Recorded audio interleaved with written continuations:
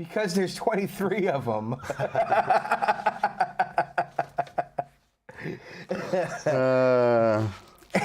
And then a dead hooker fell out.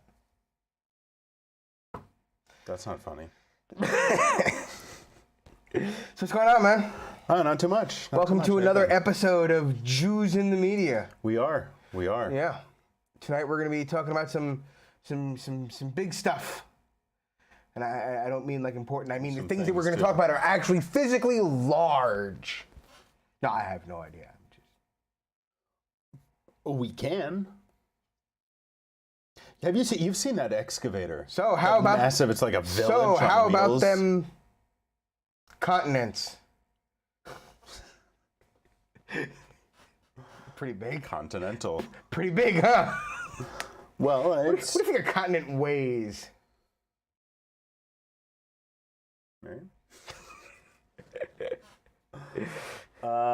Don't be looking at me, Miriam. I have no idea how much. We got to do this ourselves now. Anyway, how was your week? Hectic as always. What did you do? Broke a washing machine. Hectic. Well, that's I always didn't fun. actually break it. It kind of broke itself after I was in the middle of using it. It broke itself? It seemed to have broken itself. I didn't do anything. I put in a pair of jeans, closed the door. In what way did it break itself? Did it run itself out of money, or did it? Well, I'll put it like this. You put some clothes in, you throw in some soap, you hit start, right? And it starts going, whoosh, whoosh, whoosh, whoosh, whoosh, all right? And it does some spins. Well, during some of those spins, it was like the drum stopped spinning. It was just like, gung, gung, gung, gung, gung, gung, gung. The screw was probably loose in the. I don't know what happened, but it's a 14-year-old washing machine. Okay? Bar mitzvah and everything? It's already been repaired once. So I said fuck it, and we tossed it and got a new one. Is it see, that's always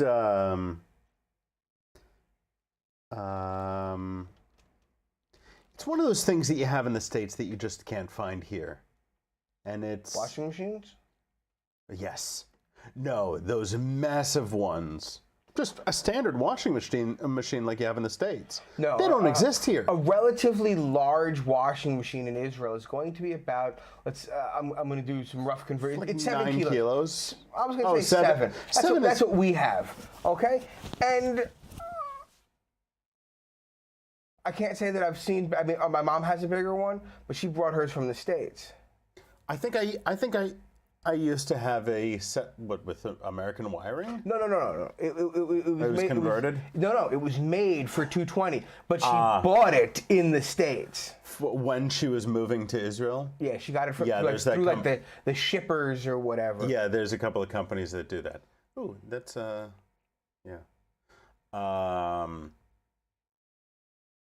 Yeah.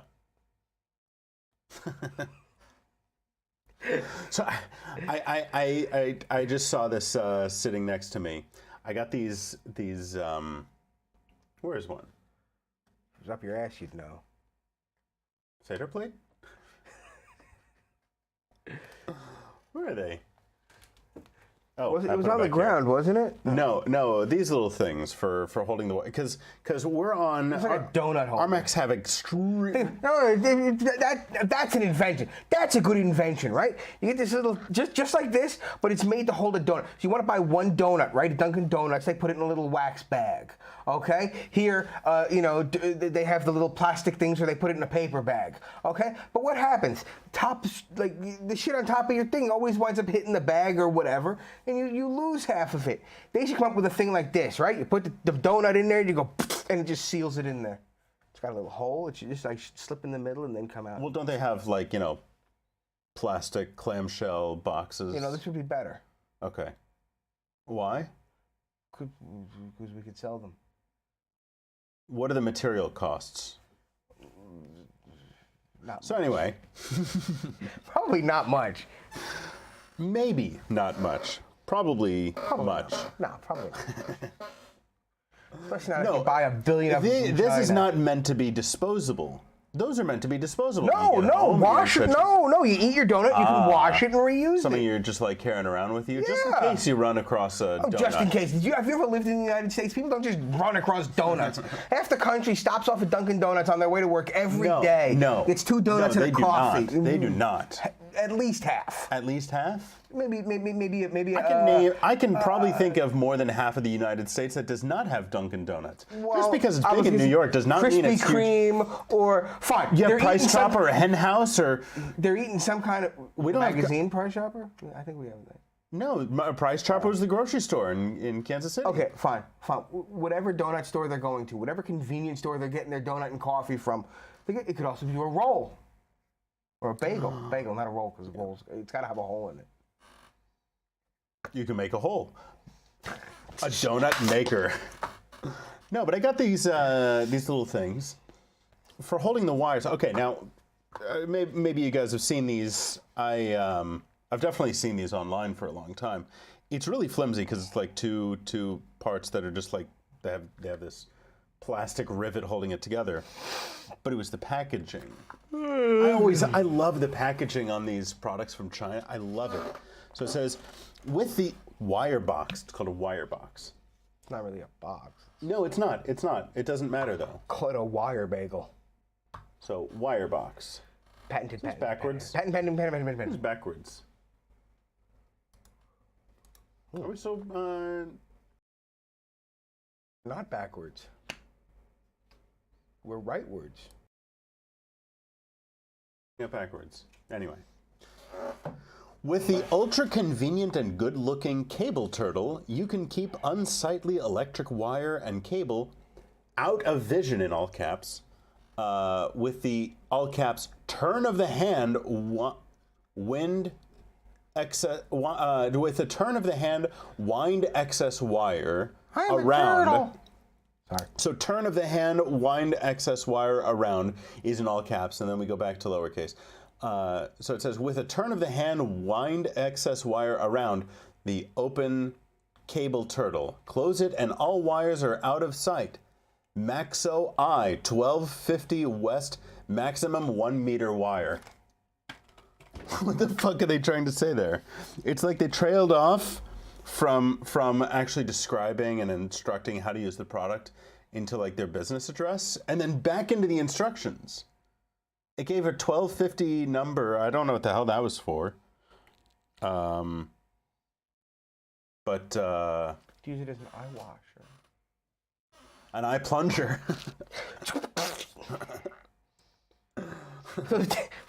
For those days when it's hard to get your eyes out. That's every day. If you had a drinking problem, if you drink too much and you were trying to quit, you could use this as a shot cup. It's got a hole in the bottom. What's it called? The greedy cup, the Friar's cup. It was this cup with a stem inside of it, and as you fill it up, the stem goes into a little thing and it goes down out the bottom of the cup.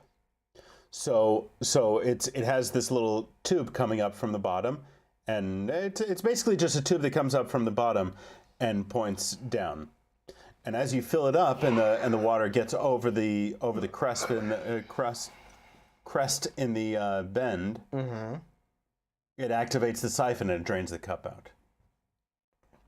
So if you fill it over that bend, then the entire cup will empty.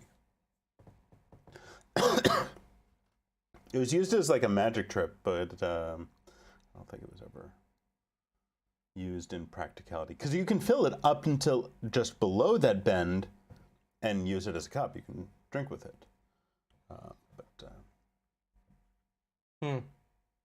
Yeah. Speaking of drinking, you ever drink a yard of ale? Beer? Yes. Yeah? Yes. At Senior Frogs in Cyprus, in Ayanapa. Did you know what you were doing ahead of time?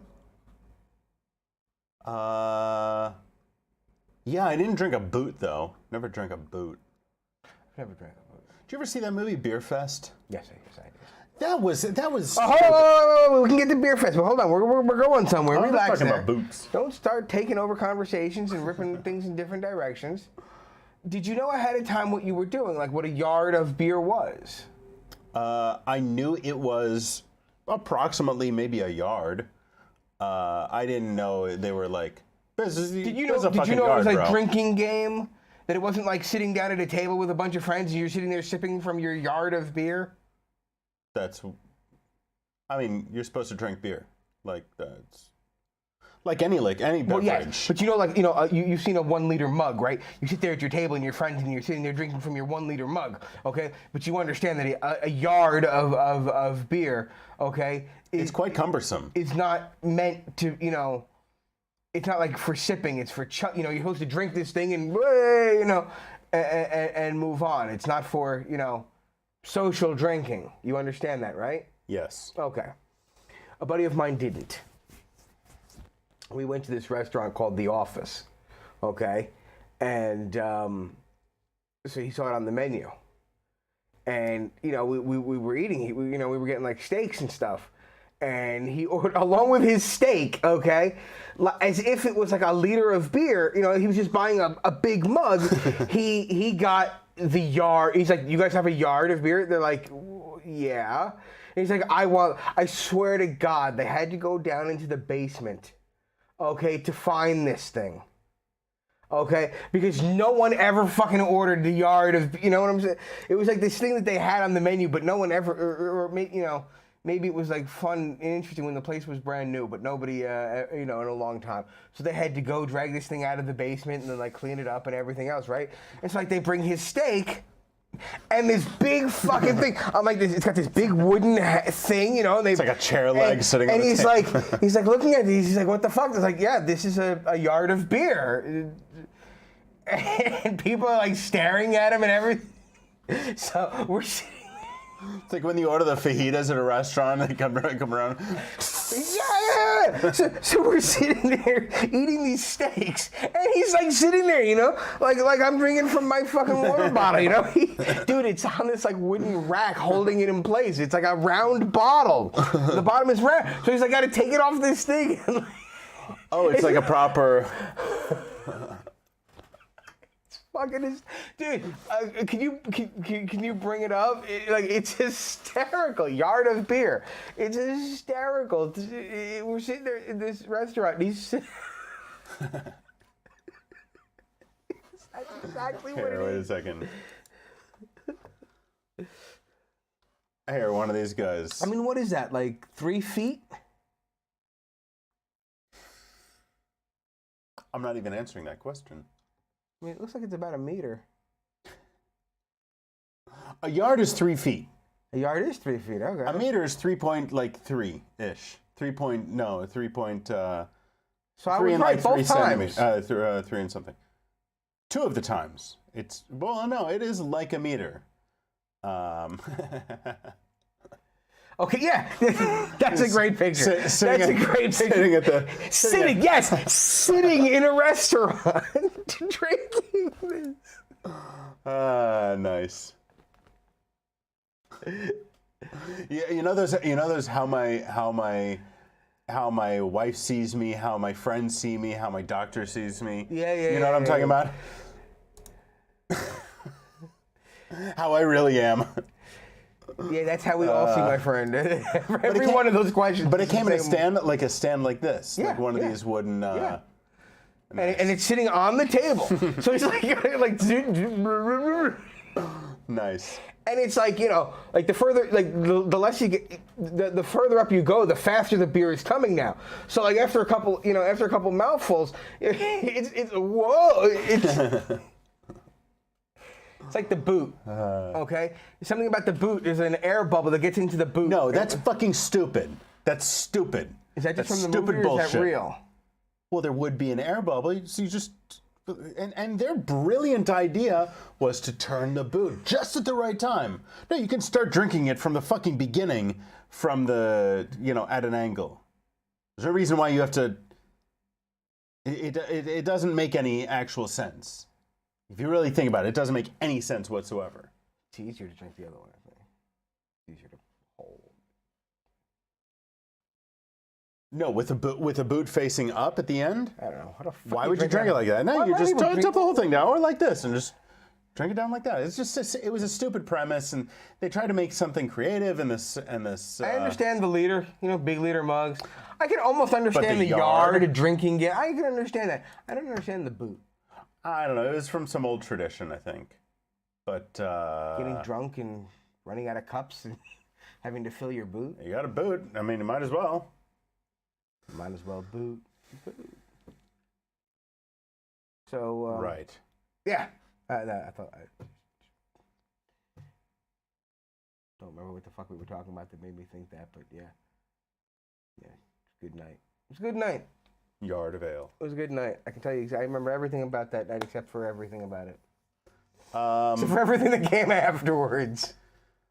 So yeah, we ended up at Senior Frogs when I was staying in Cyprus, but we were staying like a block in from the beach Okay. and 3 blocks from all the bars and stuff. Never been there, but okay. 3 blocks. Doesn't matter. from the place. Exactly. Yeah, you're staying at relatively close. Sure. Um, You could light up Now- You could light up a cigarette and put it out, and you'd be at the bars. Sure. So this is like our second night there. We spent 7 nights. Spent a whole week, 7 nights. Second night, this is 8 guys. We went through the duty free, and we're all 22. Free. Yeah, went. So we walked through the duty free, and this was at Pesach, at Passover time. So a lot of people that we were traveling with, they didn't want to get vodka there. Because they wanted to be kosher for Passover. So we all stopped through the duty free, and we're getting our alcohol. Did you bring all your own food with you also? Yeah. We brought tuna and matzah. Well, part of the trip was after Passover, so it was only for a couple of days. But we would eat there. We ate stuff there as well. The fuck is wrong with you people? So we're second night. We have a whole line of bottles. You know what? I have a picture of our list of our line of bottles. What? Talk for a second. Bottles of what? Of beer? Of Beer is alcoholic beverages. extremely not kosher for Passover. No, it was not. It was not beer. No. Was it like fake beer? No. Not beer.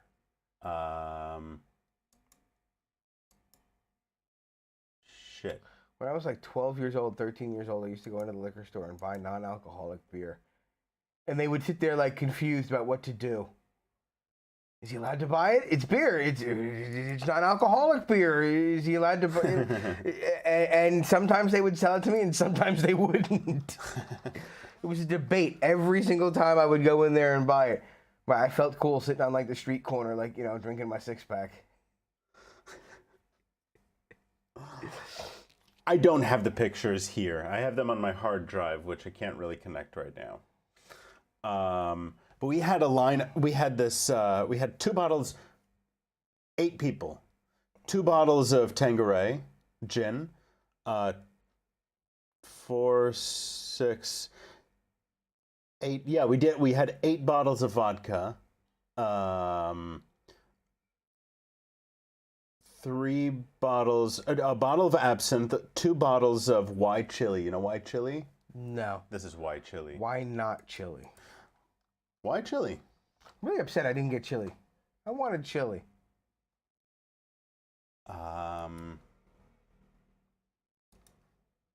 This is why chili. Why chili is this liqueur. It's apparently made in Tel Aviv, made in Israel. But it's this chili liqueur with a chili pepper in it. You only drink it as a dare. It's not really like good. But it'll fuck you up. It'll get you super drunk.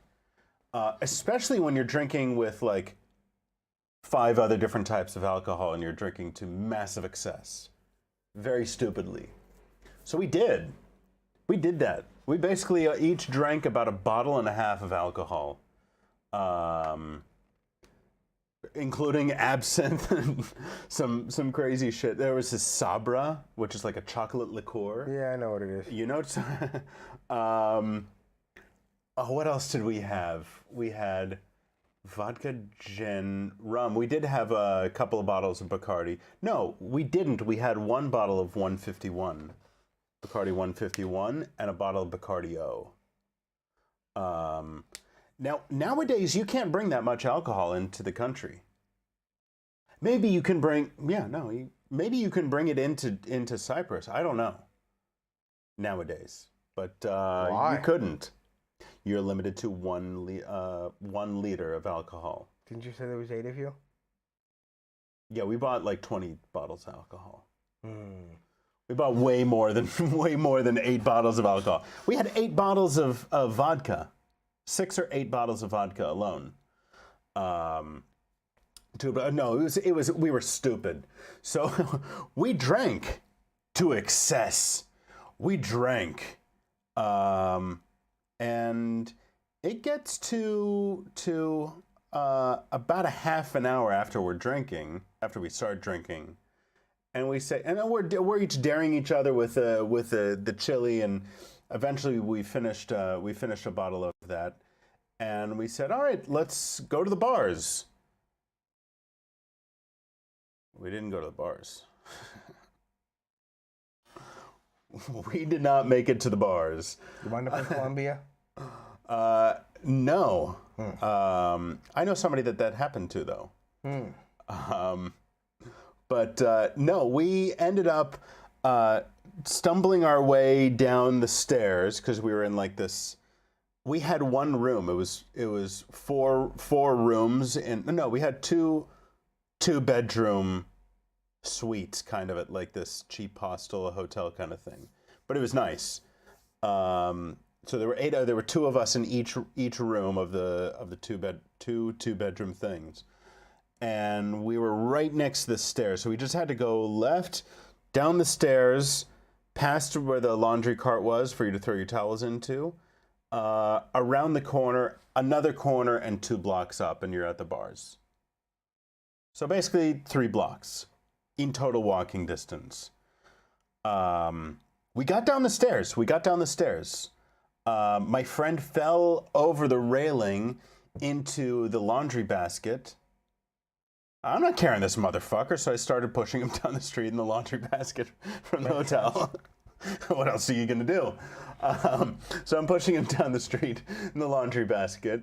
Another friend of mine stumbles over one of the guy wires for a phone pole, for a utility pole. Stumbles around one of those over a bench, sort of does like this somersault over the bench and lands on the edge of the bench, in a sitting position. And he's just sitting there trying to figure out what just happened, because it was smooth, like it went like it was planned, but it was not planned. So he's leaning over and then needs to expel the excess alcohol that his body's rejecting. Another friend is next to him, sees him throwing up, and he throws up in response. It was like when we were flying over the Grand Canyon in like a little Cessna with my parents on a I've never flown over the Grand Canyon with you. On a family trip, and we're in like a pack of gum with wings. This tiny little plane. That was a Ron White joke reference. This tiny little plane. My mom. There was this Asian guy who threw up. My mom saw him and she threw up. My brother saw my mom and he threw up. Anyway, so there's like three or four of us basically huddled in a circle and just throwing up on the ground. My friend. Isn't that from Reservoir Dogs? Not No. What movie is that from? What? The kid, this kid drinks a whole bunch of like castor oil or whatever, and then goes to a pie eating contest and eats all the pie and starts throwing up on everybody, and then everyone else starts smelling it and throw. Isn't that from Reservoir Dogs when he's like telling the story and he's trying to like be very graphic? Oh wow, I don't remember. I can't think of what movie that's from. Miriam. Yeah. So eventually we hear sirens and we're like, oh fuck, well now we're screwed. I don't know. I didn't know why, but sirens, screwed. All right, sirens, I'm screwed. Sirens usually, in my experience, mean you're screwed. So sirens, and then I see it's an ambulance pulling around the corner. I'm like, did one of us die? I don't know what the hell happened. but this guy hops out of the ambulance, and he's carrying a little white packet. I knew what it was. It's the little ammonia packets. And he breaks it under my friend's nose, who had collapsed on the side of the road, and he comes to, and we're looking down towards where we need to go, and we realized we've gone about 1% of the distance before all 8 of us basically just collapsing into nothingness. We drank too much. There was no possibility of functioning. So eventually we managed to... I've got a couple stories about that myself. Well, eventually we managed to mosey our ways and drag ourselves up the stairs, back up to our rooms. Did you throw up on a cat? Sure, maybe. I don't remember going back. Like, I remember being down there, and I know that we ended up... Like, I woke up in my bed. So I don't know how we got there. I assume there were 8 of us, so I assume we got ourselves there somehow. And then the next day we rented bikes, and that was cool. Like motorcycles. Motorcycles? They have gears? Like No. Gears? No. Oh, they wasn't a No. motorcycle. They were like 25cc. No, it was a lot of fun. If you have the chance to go to Cyprus, it's pretty cool. I might get there eventually. All right, so wait a minute. But my whole idea with going to Cyprus, my whole idea with going to Cyprus was seeing like this new place. And Ayia Napa is a party town, but there's also like really cool monasteries and things from I don't care about that. Let's say I'm getting pissed drunk and throwing up on stuff. Yeah, that happened. That's that's an interesting topic. Okay, let's go into that. So when I was like, let's say 15, I guess. Okay. We were supposed to go over to this girl's house. Her parents were supposed to be away, and there was supposed to be a party. I like how you're supposed to. None of these happened. No, none of these things happened. Okay, we get to the house. The parents are home. There's no It's like party. Dazed and It's Confused. extremely uncool. We have to leave. No. So I grew up next to a private golf course, next to a golf club. I believe you. Okay, very exclusive. No Jews or blacks allowed. To this day, no Jews or blacks allowed. But you can live near there. Yeah, it's like they tried to get like it's like the reason why the PGA Tour will not play at that course is because it's still an exclusive club, so it was like 3 houses away from my house. That's where the golf course started. Okay, so literally like a 2-minute walk, and you're on the golf course. So, we had no place to go. It was a Friday night. We're like 15 years old. I think the girl whose house we were hanging out was like a year or 2 older than me. She was probably like 17. And then there was this other girl who was like 17 or 18. She had a car. So I said, let's go back to my house. We'll steal some alcohol, and we'll go to the golf course. We can make it. It's a huge golf course in the middle of the night. The golf course is split into 2 halves. Okay, there's like 15 holes on one side, and that's like the main side where the country club is, and like the whatever they call it, where, you know, Clubhouse. the clubhouse. There you go. The clubhouse is and shit. And the other half is just like the last 3 holes, and it's relatively small, and it's surrounded by woods and everything else. But the groundskeeper and like, you know, and all the guards and everything are on the other His name side. was Willie. So it is groundskeeper Willie. Everyone knows that. Actually, we called him the Green Hornet because he went around in a green golf cart, and he would chase you if you were riding on the golf course in your on your bicycle. Like a hornet? Which we did all. I don't remember why he was the Green Hornet, but it was the Green Hornet. That's what he was called. Probably because his cart was green and the Green Hornet's car was green, and it was probably on Miss TV. Lippy's car was green. Well, we didn't call her Miss Lippy. So. If you got that reference. So there was this little covered bench thing at the on the golf course, like right in the middle of these 3 holes. It's like where golfers could sit while they were waiting for the people ahead of them to go. What about the Gophers? Oh, you don't want gophers. Oh, hell, let's screw up your golf course.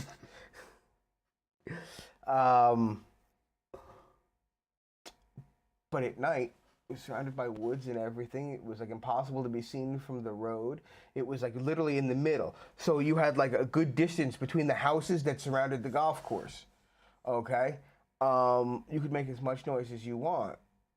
And there was almost no unless the groundskeeper actually decided to come out while you were there and just, you know, come out to the other side, and you had to cross the street and everything else and to check on what was going on over there.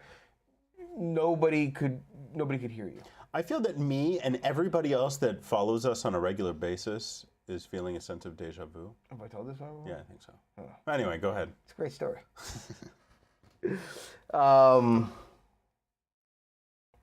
So we go back to my parents' house, and I don't remember what the hell I told my parents. But me and like 6 or 7 people were hanging out we're in the basement, or in the TV room, which is downstairs. My parents are hanging out in the living room, which is you know, 2nd floor, and I sneak out and I go down into the basement, and like there's the liquor cabinet, but it's got a lock on it. I have no, so I got to sit there, you know, 001, 002, 003, 004, okay. And you know, I forgot a combination on one of my locks, and I got it open in like a minute and a half. Oh, yeah, well, dude, when you sit there and, you know, 3 combinations, it only takes a couple of minutes. And so boom, I sit there and get it open, and I just grab whatever the fuck I can grab. So I grabbed like a gallon jug of like Beefeater gin. Why did your parents have this? My parents didn't drink, but people, you know, but my parents like always had like Thanksgiving. They have handles of alcohol? Dude, my parents would always have the holidays over at our house. I question this don't drink. So people always come with alcohol as a gift. So my parents just had this stuff sitting around. Yeah. My parents had cases of wine that people had given them for different whatever. My dad was a dentist. I call bullshit. So patients would come for Christmas and, you know, give him a bottle of... Does he serve out of the handle? Dude, this stuff was never served. You don't understand. No, but... Somebody would give this to my parents, and it would literally, oh, thank you. And then afterward, when everyone would leave, it would go downstairs. That's a weird gift, a gallon of... So we had all this stuff, right? So I Did you ever question this? And... Well, I saw it happen. My parents would get this stuff, and it would go downstairs, and I knew it was there. I was like, "Oh, goody! I can't wait to get my hands on that." Strange gifts. But it went on for years. Like when I started drinking, when I went into this room, it was like walking into when I was a little kid, I never gave my pediatrician any handles of Jack my parents' Daniels. liquor room was half the size of this room. Okay, my dad had it. I can understand. My dad was into photography. Wine. My dad was into photography, and he had and he turned our a part of our basement into a little dark room. Okay, and over the years, somehow it got turned into the liquor to the liquor room, and with all the shelves and everything. And I'm like, at least as long as this room, maybe a little bit longer. Okay, and probably from the doorway to the wall, and the walls, 3 or 4 shelves high. Okay, lined with different alcohols. Okay, categorized and No. In no special order, whatever. Well, I guess they would have known. There was all this stuff, and I guess probably my brother probably pointed it out to me when I was old, whatever. And yeah, so I started breaking in there, and so literally I've got like takes you on a tour like a curator of the museum. Now, come on, little brother, we're gonna click click.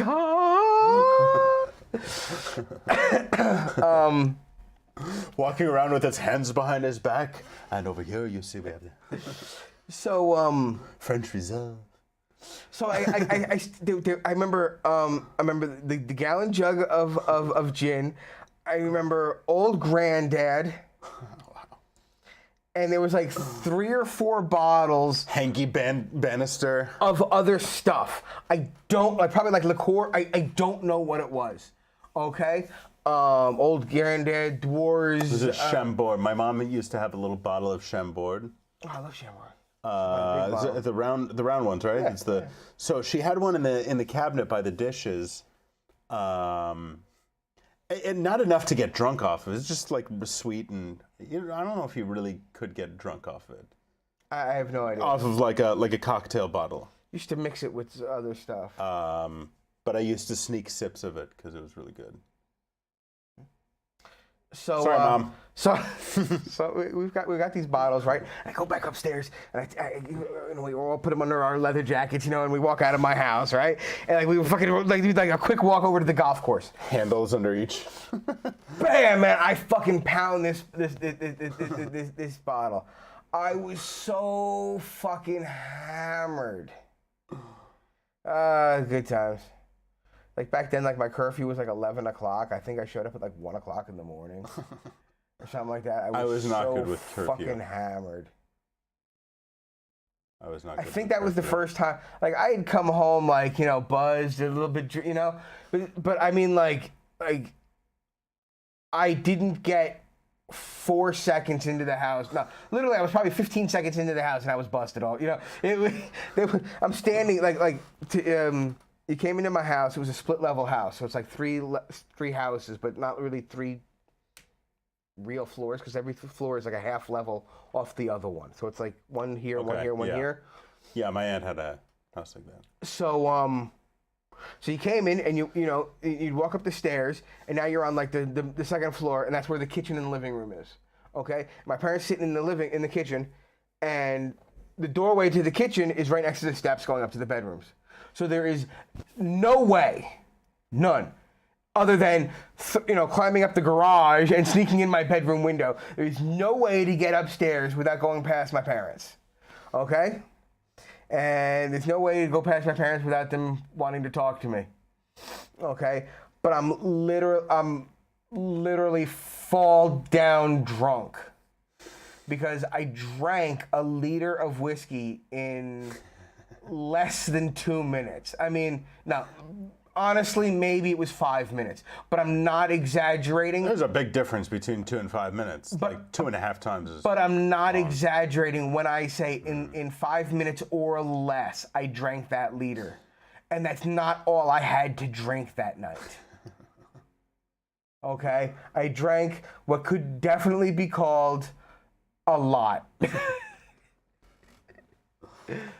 And that was, and I'm standing in the doorway, right? My parents are like, oh, whatever, you're late. And I just remember, like, I got my hands on the door frame, okay, for the room, and I'm just like holding myself up, and I'm visibly swaying. There's like no hiding what's going. Steve, what are you doing? I'm dancing. I'm struggling to hold myself up. I'm sure the conversation must have been like, oh, hey, you're late for curfew. What happened? And my response could not have been any more than, I'm sure in my head it was like, oh, well, I was out with some friends and we were studying the Bible. We were Torah studying, and I was on my way home and we found a kitten hit by a car and attached to a child. I'm sure in my head I had it was all sounding good and I was coming up with the best excuse in the world, right? But I'm 100% sure.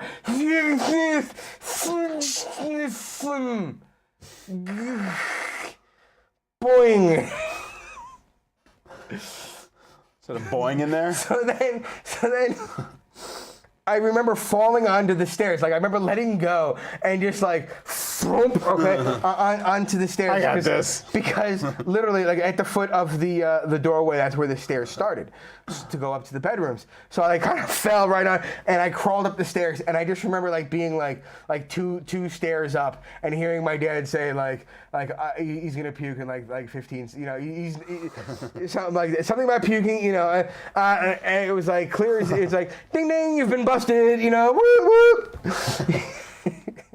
A big fail thing came on my failed. Yeah. I think it's wasted. So coming up after the break is when I learned that you don't lay down and shut your eyes when you're drunk. No, you don't. So okay. Well, now that we're back from the commercial, so I get to my room, right, and I shut the door, and I'm like, oh, okay, like my room. And I like fall onto that big thing. Boom. It's like being on a. What was it? Do you remember that thing? It was like a record. It was like a record player, right? And you put a piece of paper on it, and it would spin it. And then you had like these squeeze bottles of paint, and you would squeeze them on the thing, and it would like spin so fast and just like spray the paint all over the place. Yeah. That's what I felt like I was on. Okay, and I sprayed like I was on like paint. Okay, except it didn't really spin. But I was like, it hit and spin, and you know we've been there, and I fucking. What must have been some like amazing feat of strength and will. Door,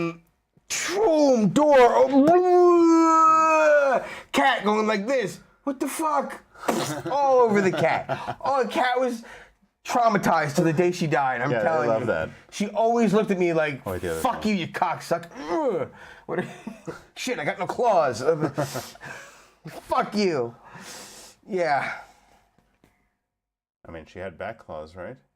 Yeah, and she used them whenever she could, but not at that moment. She wasn't turning around and going like, "Ugh." She's like, that was your one, motherfucker. You get one of those. Yeah. Yeah. Actually, that never happened again. That I can remember. Usually, after that, when I was pissed drunk, I would usually just stay out, sleep at a friend's house, sleep in the golf course. I'm trying to think if I've never. It was a different kind of drunk because I was drunk on so many different things. Yeah, well, that's always good. Kids, you should always mix alcohols. It's the best. Yeah, you'll learn really quickly from that. Especially tequilas and anything sweet. Yeah. Yeah.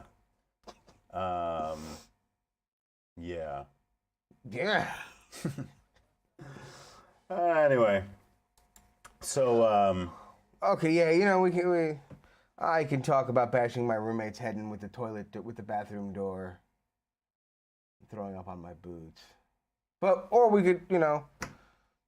Well, go ahead. When not on the keyboard. Can't tease a story like that and then just not deliver. All right. Well, I'll do the short, quick version. So one day on the keyboard, Cool. I woke up at 4 o'clock in the morning, went to work, came home, fell asleep, woke up late for dinner. So I hadn't eaten anything all day, and all I had in my house was like a little bit of pita and some hummus. So that's all I had eaten. Went to the pub, drank 22 shots of tequila in 2 hours. That's a lot of shots. That's a lot of shots. I'm sitting down in the bomb shelter, and I decided that I remember saying to someone, I'm going upstairs to throw up on my boots. And I climbed up the stairs, and I sat outside, and there's this little like wall, like a planter box behind it, whatever, but you can sit on it.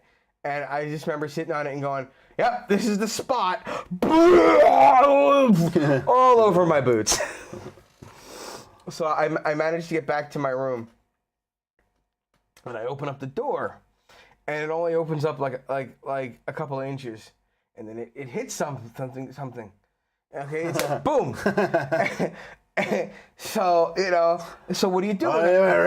So what do you do when that happens? When your door won't open, right? You close it, and you fucking open it up a couple more times. It wound up that my roommate had fallen off the toilet while he was drunk, and I was bashing his head with the door.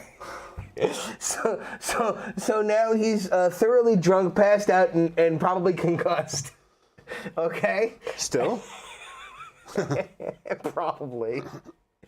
And I'm like, dude, come on, man, you gotta get up. You gotta get up. I need to piss. And like his legs are like wrapped around the toilet still because he was on the toilet when he fell. And I'm like, dude, and he's just like, no, man. He's like, piss around me. And I'm like, no, man. I was like, I had to eventually like drag him out of the toilet. Or drag him at least far away. I don't think I was able to close the door, but at least far enough away that his feet were no longer like next to me. Hey, while man, I was peeing. if boy wants you to piss on his legs, then piss on his legs. He slept there all night like that. Good times. Yeah. Oh, I'll never forget that. Because I was like, oh, that was his head. Didn't manage to get him in the room, though, so it was good. I don't think he's brain damaged. I think he is. I think he was before, probably. Yeah, who knows? He wasn't necessarily right before. He wasn't necessarily right afterwards. Was he wrong? It was very wrong. About lots of things. You know what else is wrong? Broken clock. Well, it's right twice a day. But all the other times... Unless it's a 24-hour clock. But all the other times, it's wrong. Yeah. Put your phone away. What are you doing? I was looking to see if there was any breaking news or anything of interest. Well, I don't know. Did you watch the... State of the Union? Not State of the Union. Did you watch his address? Whose dress? Trump. He got a new dress. That'd be funny. Emperor's new clothes. Yeah. Yeah, he lied a bunch of times. But whatever. I didn't see anything about his dress. I didn't see the video of the chick dancing on the... I saw a short clip of her dancing. What difference does it make? I don't understand why that means anything. Well, you know what? Like, I saw it on TV, or I saw it on Facebook, right? Dance? They go to fucking dances all the time. Hold on. I saw it on Facebook, right? And it was like from people like being, oh, the Republicans are making... But I didn't actually, like... No one I knew actually gave a rat's ass about it. Like, I don't know who was making a big deal out of it, except from what I saw. The only people that were making a big deal out of it was the left, screaming that the right was making a big deal of it. But truthfully, who gives a shit that she was dancing? It's not like she was naked and had her, finger in her ass or something. Or somebody else's. Yeah, I couldn't come up with something. I was just like, I don't know. Say finger! I was like, fire hydrant? No, too big. Back off. Finger? Yeah, no, I don't think that makes a difference. I think it could have just been a way to try to sexualize her and make her a piece of meat, as opposed to, somebody in the government. I don't know. Whatever. A lot of people don't seem to like her. A lot of her people on her own side of the aisle don't seem to like her. She said a lot of uninformed things, but then she became informed, and she had since either just not brought them up again or come back with a revision to a mistake that she had made. So there was something about there was the thing about Israel, but then there was something else about the taxes. Was it something about the wall? I don't remember what this was, but we had talked about it on the show a few weeks ago, or before the election, before the midterms. I know you're. I want to say, I know you're pro-socialism. No, Two degrees. 2 degrees. I'm no. I am. No. I am 2 degrees. No. It's no. That's dangerous to say. On the scale between the extremes of what we have right now, socialism, complete socialism, and complete capitalism, we're just getting too close to capitalism. I think we need a median. I think we need to be somewhere in the middle ground. That's what I'm saying. You believe? I'm not a fan of over-socializing things. I'm definitely not a fan of, because this is what we have the most experience with now, is over-capitalizing things. Okay, so I still stand what I say. You're But yeah, absolutely. pro-social to And if you put it that way to a lot of people, you'll probably find that of everyone, or the most people, if you rationalize it with them, if you explain what complete capitalism and complete socialism are, they probably fucking agree with you. I can make a point here. Like I how said, do you feel about her? You suggest. How do you feel about the 13,000 families being able to help how do you feel about her proposal of a 70% tax on the rich? It's not a 70% tax. Well, she said 70% tax. It's 70% of what? It's not of their money. It's a 70% increase. Well, I don't think that's what she It's not said. 70%. No, it is. I was looking this up.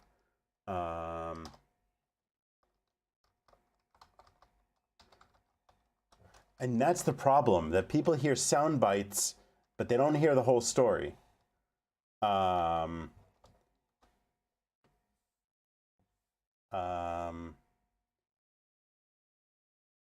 even The Guardian, here, this is just from The Guardian, they got it wrong. Where was this? This is The Guardian again.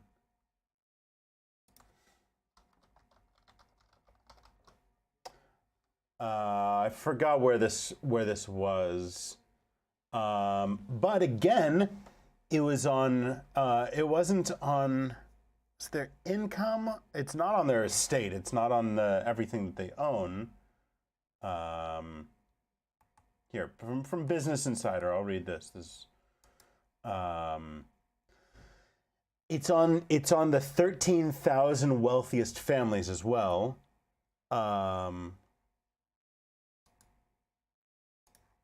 The 13,000 wealthiest families, and it will fix the issue in Flint, Michigan, the school system, the healthcare system. Okay, It'll basically fix. So I can actually Oh, see here, the article. And yeah, and I had to stop the pop-up blocker. Go fuck yourself. If I didn't want your shit when the pop-up blocker was on, I definitely don't want it when it's off. It's a reason why I turn that pop-up blocker. I don't understand why these sites, they want you to turn the pop-up blocker off so they can push an ad that you obviously are not going to click on in the first place. it's right there. Raising tax rates as high as 70% on America's wealthiest citizens. The top 13,000. Here, what was it? An American making $11 million per year filing as a single would pay $4,365,687 in taxes. U.S. marginal tax code, rather than $7,700,000, which would be paid if the tax rate were a flat 70% at 760 years. That's a difference of more than $3.3 million. Where was this? I mean, don't you think that's? I mean, that's. Should the lower income people die because they can't afford to stay alive because their taxes are too high? Or should a couple of extremely wealthy people help the world out? Pay more than half of their money.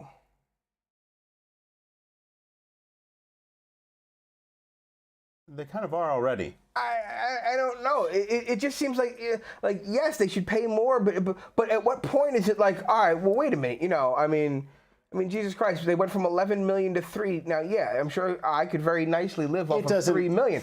But at what point is that like, well, wait a minute. I think it needs to be exponential. I think it needs to be exponential. I don't think it can be a flat number. Like they want it to be a flat number, 70% on this number of people. No, well, don't say they. One person. One person. No, not the government. She wants the government to. Come on, man. Why you gotta scream? Because you know what I mean. You're like they. Well, this isn't the government. This isn't the Democrats. This is one person that suggested She wants the government. Come on, dude. You know what I'm talking about. That the government, would take, based on her plan, the government, you understand what I'm saying? They would take from the top 13,000, 70%. But I don't think that's right. I think like Bill Gates and Warren Buffett and all of these wealthy people are throwing money into the system, which is even more fucked up, that people have to go of their own volition and donate money because people are in such dire situations. That private citizens are doing this on their own because they're good people. And they realize, fuck, I got enough money. Bill Gates had his entire house computerized in the 80s or in the 90s, whatever it was. They don't need all of this material, this money for material goods. They need this money. The Bill and Melinda Gates Foundation. What is their main goal? What are they doing? They're throwing billions of dollars into programs to help develop toilets for Africa and India. Why? Why should they have to? Well, they don't have to. They don't have to. They've chosen. They said, you know what? We've got a lot of money, and they choose to give back. Great. That means, but 70%. Why should we be in a situation where that's necessary?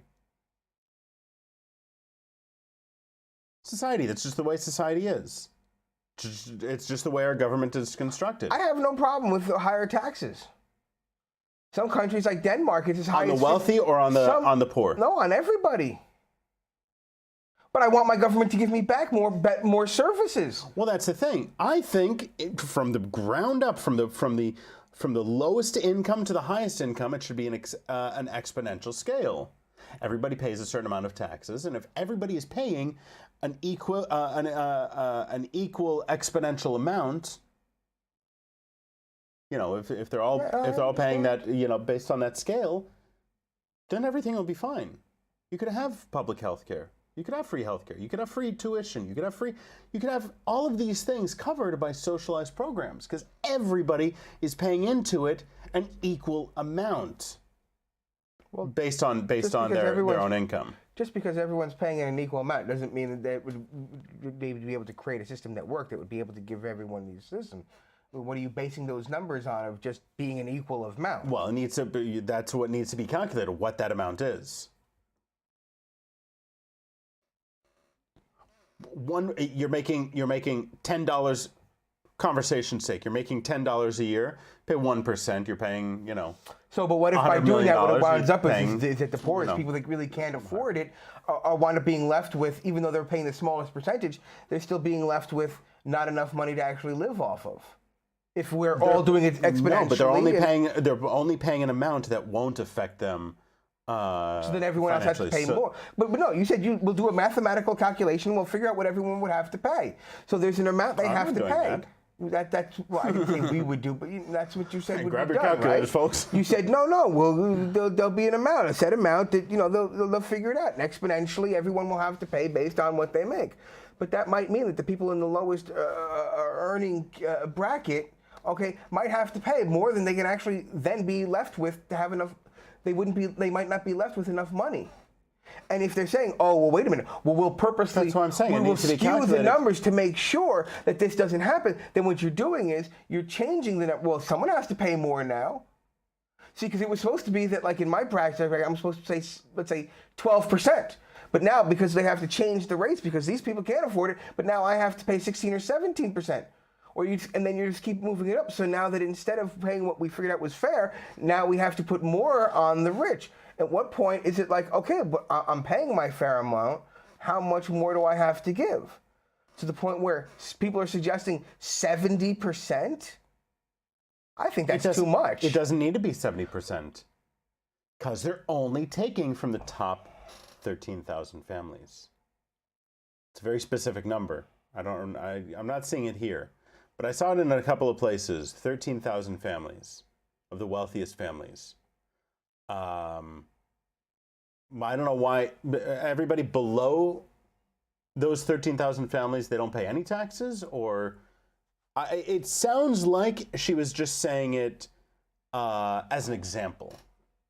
If you were to tax, we have a situation right now in America where if you were to tax the top 13,000 families 70%, it would cover everything that we need. It wasn't a, yalla, let's do it now. I think it sounds like she was just saying it for conversation's sake.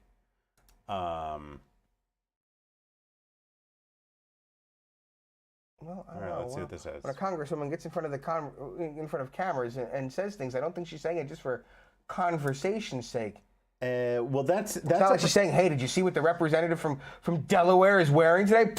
You know, that's a problem that she kind of has, though. That she seems to say things, but doesn't really know what, doesn't have the full scope, or that she says things in theory that she doesn't really stand by. Let's see. She's imposing a tax rate as high as 70% on the wealthiest Americans. Let's see. This moves forward.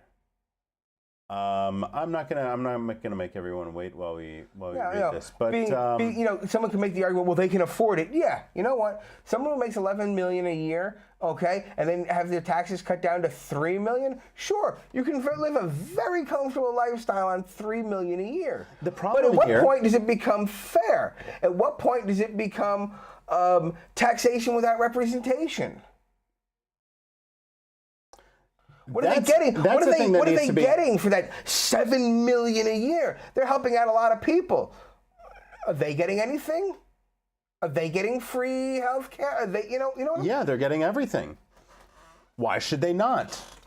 Everybody. I pay high taxes. They're living in a country with other people, and we're all working towards the same goal. But I see what my taxes go for.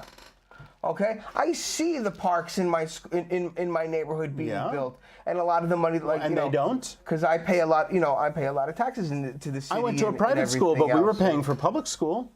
Yeah, it was in our taxes. I don't understand the problem with that. But you don't.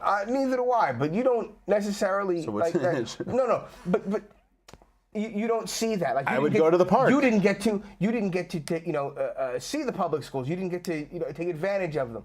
Okay, I get to see the parks.